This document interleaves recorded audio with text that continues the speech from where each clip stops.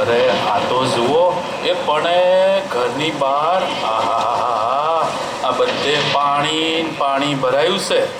સાળીંગપુરની ઉતાવળી નદી ને ફલ્ગુ નદી એ વચ્ચે કઈ જમીન જેવું રહ્યું જ નથી.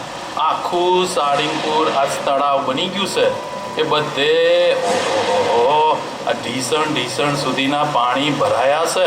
આ જળબંબા પાણીમાં કોણ બસે હે? એ ઉપર આબમાંથી વાયદડા ગાદલા ભરીને જાણે પાણી ઠાલવ્યા જ કરે છે, અને નીચે આ ભોંપટ ઢીસણ ભર પાણી છે. ઓહો આ જળ તાંડવમાં બધે જ તણાઈ જાય ને. અરે ભલા બચે નહીં હો. અને આ દેવો એ હું મારી જ વાત કરું છું. આ દેવો તો ડૂબી જ મર્યો હતો. અરે આ દેવો એકલો જ નહીં, એનું હંધુય કુટુંબ કબીલું ને આ દેવાના ઢોર ટાખર ને ખોરડા બધું ક્યાંનું ક્યાંય તણાઈ ગયું હોત હો. પણ જુઓ તો ખરા, એ મારા પ્રભુની લીલા તો જુઓ.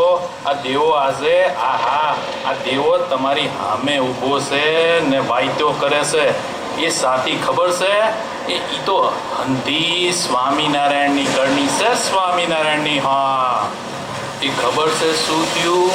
એ 2 દીદી જે મેઘલા ખાંગા થયા તે મુસળધારે ખાંગા થયા હતા ને તેમાં તો કોણે શું હાબદું રહે હે? એમાં સૂરજ આથમ્યો ને પછી તો જે કાળું ડિબાંગ થઈ ગયું. ઓહો એ ભીના વાયરામાં કાંઈ દીવા કે મશાલ બળે જ નહીં. એ હંધુય અંધારું ગોળ. એ પવનના સુસવાટા તો જાણે ઘોડી દોડ વેગે આવે. ઓહો આ અમારા ખોડાની દિવાલને અથડાયા કરે ને ઉપરથી ધારો મેઘો ખાંગો થયેલો અને એ કડ કરતા એ ભૂંસ એ અમારા ખોરડા કાંપવા લાગ્યા. ભાઈ લખાય તો જે બૂમ મારી, એ બસાવો. એ હું તો આભો જ બની ગયો.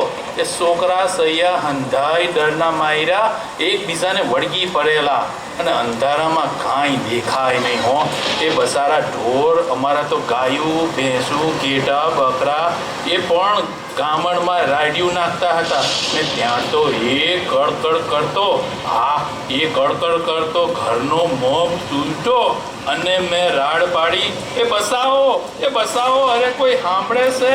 એ અમે અહીં ચકડાઈ જઈશું. બસાવો બાપલા, કોઈ બસાવો. પણ અમે તો આશા છોડી દીધી.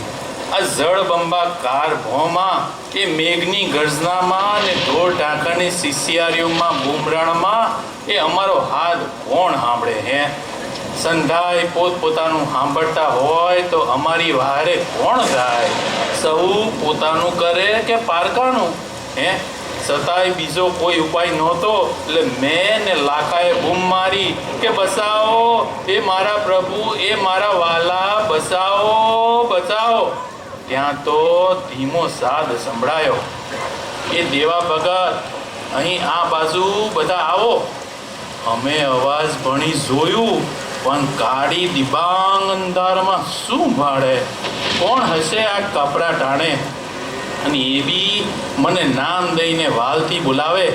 મારે તો શાન ભાન નાઠેલી.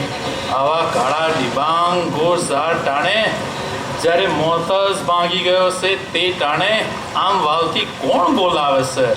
નહોતા મારા કોઈ ભાયા કે નહોતા કોઈ ગામત્યા, તો કોણ હતું આ? ને ત્યાં તો કડડડ થતો વીજળીનો જે ઝાટકો થયો ને, એ પલભરમાં અજવાળું ઝબક્યું ને અમે તો એ અવાજ ભણી જોયું. તે ઉઘાડે માથે, એ ભીને કપડે ને પલળેલા શરીરે ઊભા હતા સ્વામિનારાયણ. માંડ ભાડ પડી ત્યાં તો ફરી અંધારું થઈ ગયું. પણ વીજળીના લપકારામાં અમે જોઈ લીધું કે સ્વામિનારાયણે તો પોતાના ઉઘાડા ખભા ઉપર અમારા ઘરનો મોં ધારી રાખેલો. વાહ મારા પ્રભુ, વાહ દયાળુ, વાહ. ફરી અવાજ આવ્યો, આવો દેવા અને લાખા, આ બધા આ ભણીથી બહાર નીકળી જાઓ.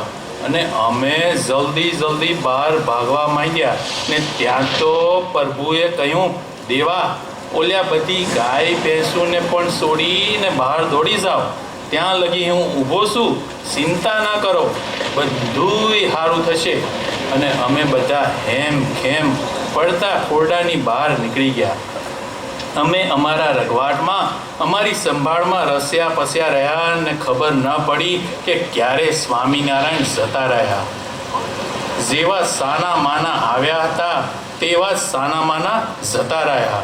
પણ અમારા ગરીબ ગુરબાનના જાન બચાવ્યા. તે ઉઘાડે શરીરે એ ખભો ધરી દીધો. ખભો, ના કોઈની મદદ ને ના કોઈનો હાથ. પ્રભુ પંડે થઈને વારે આવી ગયા. વાહ મારા વાલા વાહ. પછી અમને ખબર પડી કે સવારે પ્રભુ નાવા બેઠા ત્યાં મૂળજી બ્રહ્મચારીએ જોયું કે ખભે ઊંડો ઘા પડી ગયેલો. પૂછ્યું આ શું થયું? ત્યારે પ્રભુએ એટલું જ બોલ્યા કે ભગતને ખભો દીધો.